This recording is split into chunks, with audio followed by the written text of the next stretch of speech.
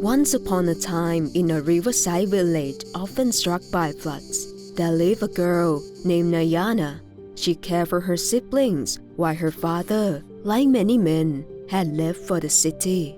The drought had taken their work.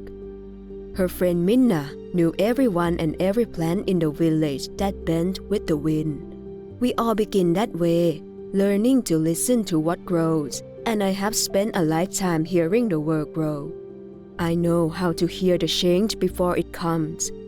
It is what my grandmother taught me, and what I have passed on to my Nayana, so she listens with care and speaks with courage, because times are changing. Every day the village struggled with shortages of food and water. The drought had left the earth cracked and dry, forcing women to walk far from home for water, through places that no longer felt safe. The women shared what little we had, food, stories, and warnings. And as we waited for the rains, the earth began to speak to us, not with words, but with signs. We read the signs: restless frogs, unsettled birds, crabs digging deeper. We warned the rain would come sooner, stronger, but they did not listen. Holding on to the way their fathers had taught, they pray for rain, not fear it. Then, one day, the rains fell heavier than ever.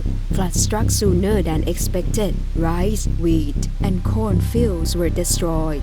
Homes collapsed. Some women could not escape. Their clothes caught in branches, or they were expected to stay behind to care for family.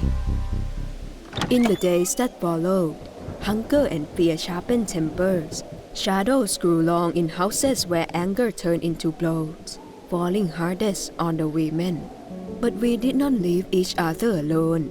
Women opened their doors, shared food and blankets, created safe corners where sisters and children could rest. From shelter, trust slowly began to grow again. Then came the arguments. Hunger, loss, fear, each person caught up in their own worry. That was when Nayana stepped forward, reminding us that division would only deepen our loss. It was Minna who gathered us, pulling the women together to cook. Around the fire, we found not only food, but strength and trust. For a moment, it gave us space to think again. Minna remembered her grandfather's wisdom, crops that could survive the floods. So we created floating gardens, strong enough to endure the changing seasons. Before long, more hands joined us. The work was no longer just ours. It became everyone's. But seasons changed faster than we remember. The floods returned before we had even rebuilt. Water showed no mercy. Families gathered what little they had and fled once more. I led us toward higher ground I knew would keep us safe. As the water climbed higher, my body was pulled back, but I kept moving with the others as long as I could. It's alright. Keep going.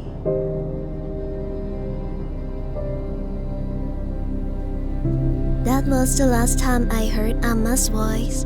She had led us for years, steady and unseen, so we climbed in that same quiet.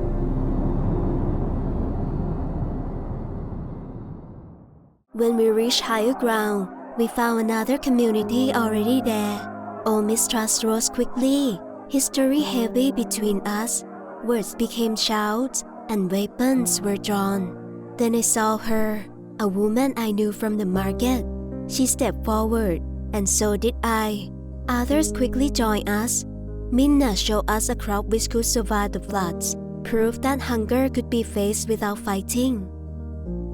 When the floods had receded, we went back to rebuild our village. Later, soldiers and officials arrived to assess damage and distribute relief, but decisions were once again made in the usual way, even when those ways were still not safe. But then, a group of women soldiers arrived.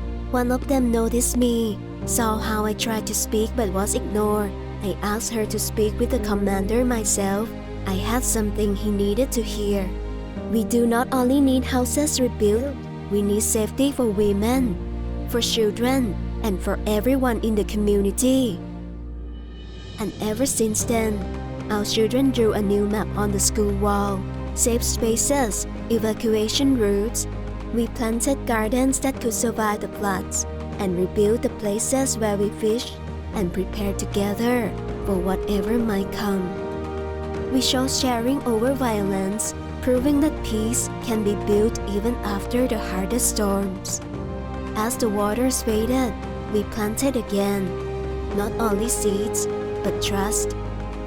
These storms are new and the world is changing, but so are we, with armor scarf waving in the wind, guiding every step.